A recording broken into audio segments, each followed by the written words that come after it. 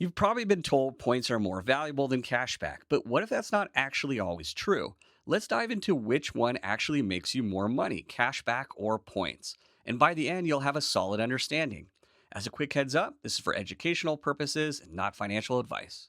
Depending on how you use them, one of these could actually be costing you quite a lot of money. Let's break it down simply. Cashback cards give you a fixed return. Points, they can be worth more, but only if they're used correctly. With cashback, it's simple. Spend $1,000, earn $20. There are some that give more cash back for certain types of spend, but overall, it's pretty straightforward, especially with redeeming the cashback. No tricks, no thinking. Points, on the other hand, can be worth more, especially for traveling, depending on how you spend the points and how you purchase with them. But here's the big catch: most people don't redeem them that way.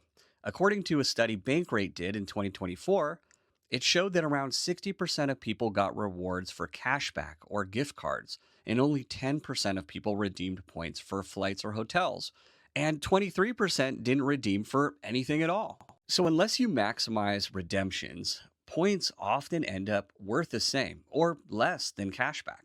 To sum it up, cashback wins for simplicity, points win for optimization.